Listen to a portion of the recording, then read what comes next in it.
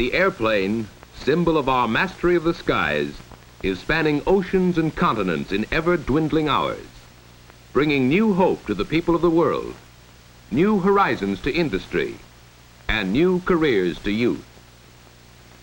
For air transportation has proved itself a vital factor in the social and economic life of modern civilization. It is a rapidly expanding industry embracing many trades and professions, an industry employing thousands of persons. For example, to keep each airliner in the air today, over 100 workers are needed on the ground. Many of these are engaged in office work. Of this number, the reservations department comprises a specialized group. It is here that flight schedules, rates, reservations, and related subjects are communicated directly to the public by telephone. The work is interesting, but requires tact, sales ability, and a pleasant, well-modulated voice. Another reservations job is at the ticket counter. Here, however, the duties include the actual issuing of tickets through direct personal contact with the public. As in many departments, the work is handled in shifts, for around-the-clock service characterizes the industry. Passengers for TWA flight 928 may not board their plane for new... The welfare of the passenger is of paramount importance. To care for his needs, men known as transportation agents are employed. Well trained in government and airline regulations, they have often gained their experience in previous jobs such as cargo agent, reservations representative, or similar work. Through on-the-job training, they learn how to prepare flight movement reports and coordinate the dispatching of passengers, mail, baggage, and freight. Transportation agents also contribute to the safety of the airline operations by determining the proper weight distribution of cargo. The operation of an airline requires countless messages in order to coordinate all departments. This is generally done by teletype and radio.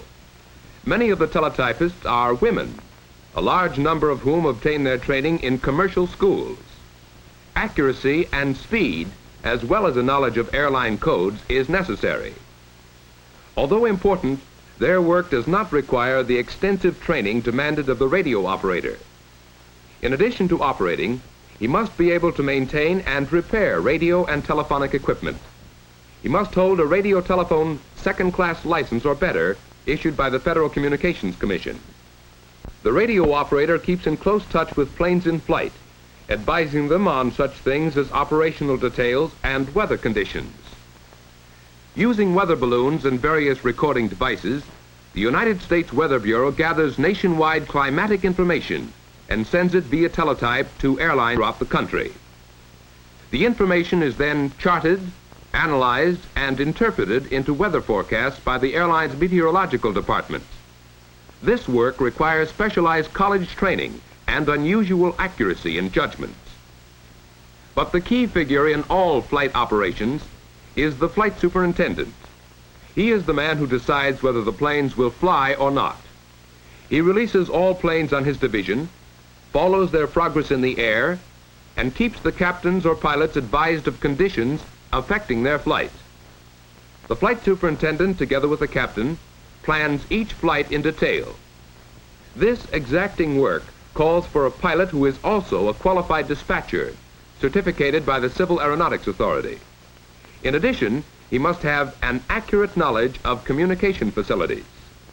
His responsibility is great, for he coordinates all flight operations to achieve these objectives: safe, swift, and dependable air transportation. But the safety of operations also depends upon the proper maintenance of planes. For this reason, many skilled mechanics must be employed. Their work is highly specialized, and those who direct or supervise such work must hold a federal government certificate and rating depending upon the type of work they do. For example, mechanics qualified to supervise work on general maintenance, including dismantling, welding, or fabricating, must hold what is called an A, or aircraft certificate. Others, who supervise and approve engine work only, are required by the Civil Aeronautics Authority to hold an E, or engine certificate. But no matter what their chosen field may be, regular apprenticeship courses or equivalent technical schooling is required.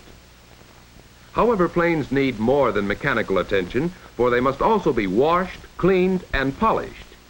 This general utility work calls for no special training and is done by fleet service helpers. Thus, only through regular and thorough maintenance can the airlines provide the service and schedules upon which the passengers depend.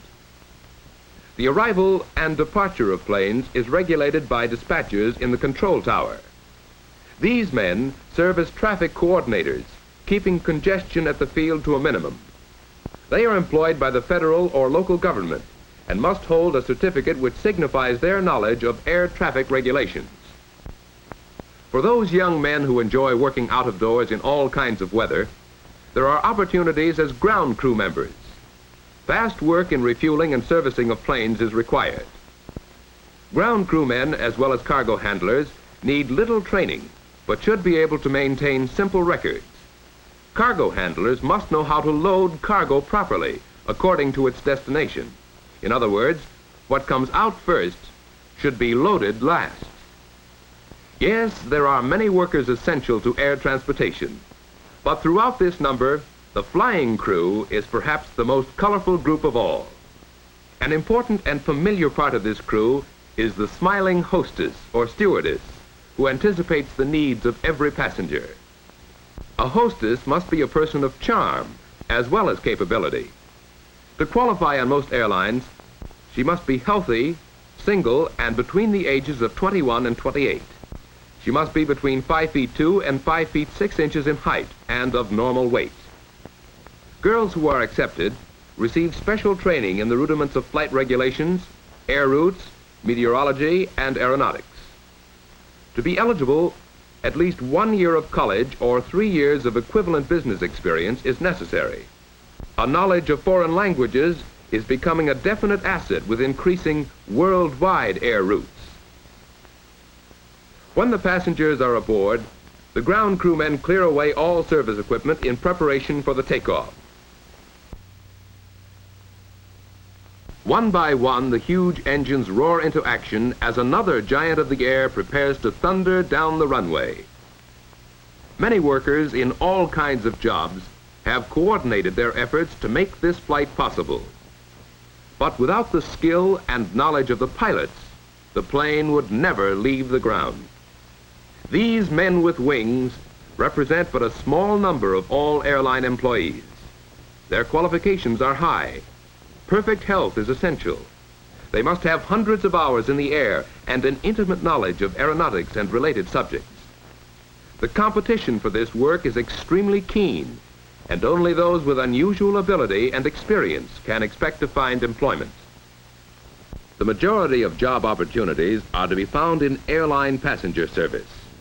However, freight and air express services are expanding rapidly to meet an increasing demand for swift transport of medicines, perishable foods, furniture, and hundreds of other products.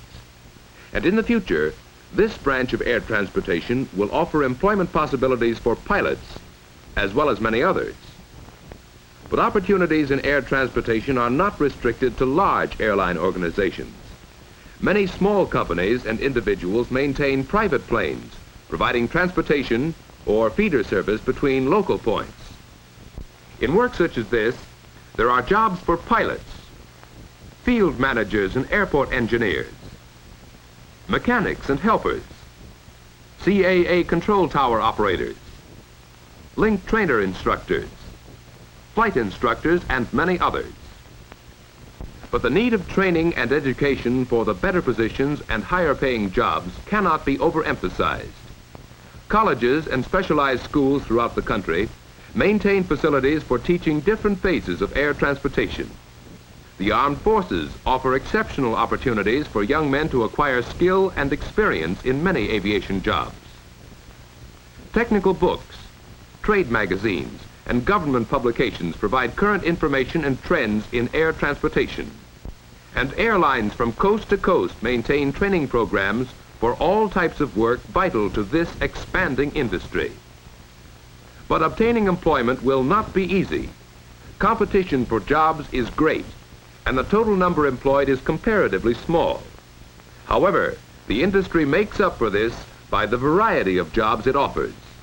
individual qualifications are a deciding factor.